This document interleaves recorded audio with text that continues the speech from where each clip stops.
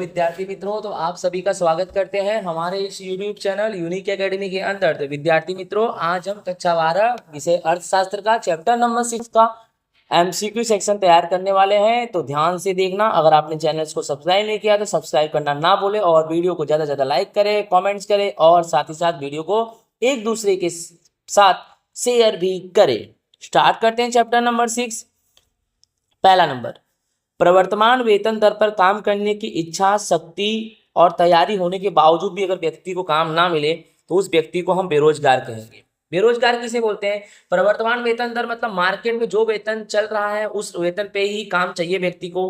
व्यक्ति काम करने की इच्छा भी रख रहा है, व्यक्ति काम करने की शक्ति भी रख रहा है, व्यक्ति काम करने के लिए तैयार भी है, फिर भी उसे काम ना मिले, उसे बोलेंगे बेरोजगार। एक परिभाषा और है बेरोजगार की कि व्यक्ति काम करने की इच्छा रखता हो, शक्ति रखता हो, योग्यता रखता हो, काम की तलाश में यहाँ वहां भटकता रहता हो और फिर भी इस व्यक्ति को काम ना मिले तो उसे बेरोजगार कहेंगे और ऐसी अवस्था बेरोजगारी कहलाती है। दूसरा नंबर, अनिवार्य स्वरूप में बेरोजगारी का विचार किस श्रम की पूर्ति के संदर्भ में किया गया है? तो सक्रिय। ठीक है। बेरोजगारी के प्रकार को निश्चित करने के लिए 4 मापदंड किसने प्रस्तुत किया? तो राजकृष्ण ने किया। किसने किया? राजकृष्ण ने। असरकारक मांग के अभाव में किस प्रकार की बेरोजगारी सर्जित होती है? तो असरकारक मांग के अभाव में चक्रीय बेरोजगारी, तेजी मंदी। ठीक है ना? ऐसा। किस प्रकार की उत्पादन पद्धति बेरोजगारी में वृद्धि करती है? तो पूंजी प्रधान उत्पादन पद्धति। पूंजी प्रधान उत्पादन पद्धति बेरोजगारी में क्या करती है? वृद्धि करती है। बेरोजगारी की समस्या आज, यानी ये वाला क्वेश्चन समझो कि किस प्रकार के उत्पादन। पूंजी प्रधान का मतलब है जब बड़े बड़े उद्योग आधारित होंगे, पूंजी आधारित उद्योग, तो सभी को काम तो मिलेगा नहीं, तो बेरोजगारी बढ़ेगा। ठीक है। बेरोजगारी की समस्या आज वैश्विक समस्या है, सिर्फ हमारे देश में ही नहीं है, अलग अलग देशों में भी दिखाई दे रहा है। सक्रिय श्रम पूर्ति किस आयु वर्ग का समावेश होता है? तो 15 से 64 वर्ष के लोगों को किस श्रम पूर्ति में गिनते? सक्रिय, मतलब 15 साल से लेकर 64 साल की उम्र में व्यक्ति काम करके कमाता है, ऐसा कुछ। भारत में भी बेरोजगारी ने गंभीर क्या आर्थिक समस्या का रूप धारण किया। बेरोजगारी एक आर्थिक समस्या है। क्यों? लोगों को काम नहीं मिलेगा तो लोग कमाएंगे नहीं, लोग कमाएंगे नहीं तो उनका विकास नहीं होगा, उनका विकास नहीं तो देश का विकास नहीं। समझ में आ रहा है कि नहीं? समय की दृष्टि से विकसित देशों में बेरोजगारी का कौन सा स्वरूप दिखाई देता है? अल्पकालीन। समय की दृष्टि में विकसित देशों में कौन? अल्पकालीन, कम समय। विकसित देशों में पाई जाने वाली बेरोजगारी को चक्रीय बेरोजगारी बोलते हैं। विकसित देश में हमेशा तेजी मंदी आती है, बाकी सबके पास तो काम धंधा होता ही है, ऐसा मानो। भारत जैसे विकासशील देश में बेकारी का कौन सा स्वरूप देखने को मिलता है? ढांचागत। ढांचागत मतलब लंबे स्वरूप। ठीक है। समय की दृष्टि से भारत में कौन सी बेकारी पाई जाती है? तो समय की दृष्टि में देखा जाए दीर्घकालीन, लंबे समय तक। तीव्र बेरोजगारी में सप्ताह में कितने घंटे काम मिलता है? जब तीव्र बेरोजगारी तो सप्ताह में कितने घंटे काम मिलते हैं? 28 घंटे। संपूर्ण बेरोजगारी का प्रमाण किस आयु वर्ग में देखने को मिलता है? तो हमारे देश में 15 से 25 वर्ष में। ठीक है। भारत में कृषि वर्ष में कौन सी बेकारी देखने को मिलती है? कृषि क्षेत्र में, सॉरी, कृषि क्षेत्र यानी कृषि मौसम पर आधारित है, तो कौन सी बेरोजगारी? मौसमी। कौन सी बेकारी छिपी बेरोजगारी है? तो प्रच्छन्न बेकारी छिपी हुई बेरोजगारी है। याद रखना, मोस्ट IMP, छिपी बेरोजगारी यानी प्रच्छन्न। कौन सी बेरोजगारी की सीमांत उत्पादकता शून्य होती है? तो प्रच्छन्न बेरोजगारी को छिपी हुई बेरोजगारी कहते हैं और इसकी सीमांत उत्पादकता शून्य होती है। प्रच्छन्न बेरोजगारी की सीमांत उत्पादकता कितनी होती है? तो शून्य होती है। अर्थतंत्र में मंदी के कारण जो भी बेरोजगारी आएगी तो चक्री, अर्थतंत्र में तेजी मंदी यानी चक्री। विश्व महामंदी का समय 1929 से 1930।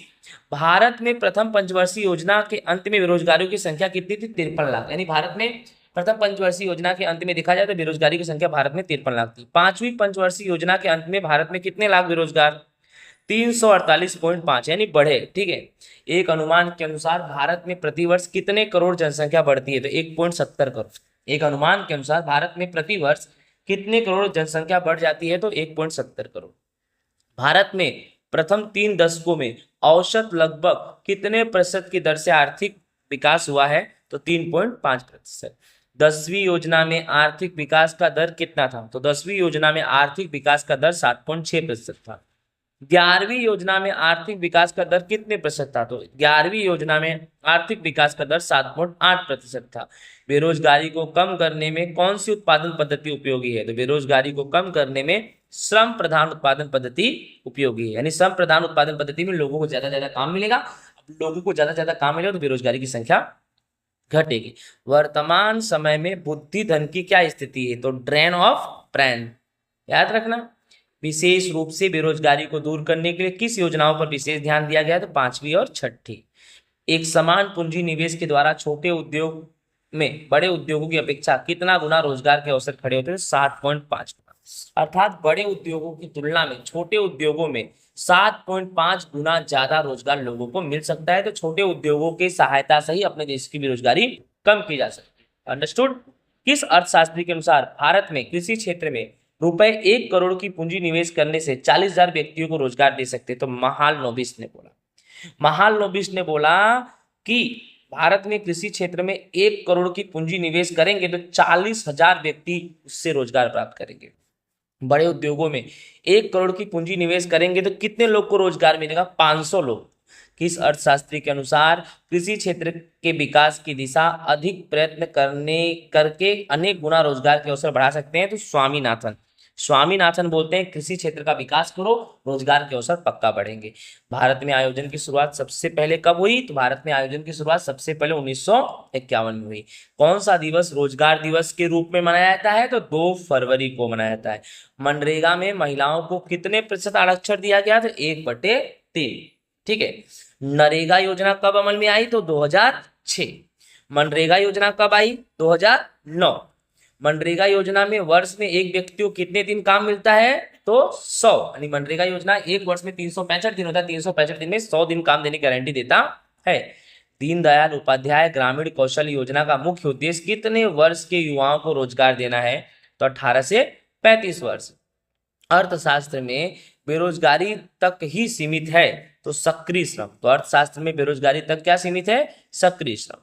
किस क्षेत्र में गुप्त बेकारी सबसे ज्यादा है, तो छिपी हुई यानी गुप्त कृषि क्षेत्र। अर्थशास्त्र में बेरोजगारी को किस स्वरूप में समावेश किया गया है, अनिवार्य स्वरूप में समावेश किया गया। विद्यार्थी मित्रों, इसी के साथ हमारा इकोनॉमिक्स कक्षा 12 अर्थशास्त्र चैप्टर नंबर 6 होता है पूरा। आई होप आपको समझ में आया होगा, तो वीडियो को देखते रहिए। ओके, जय हिंद, राधे राधे।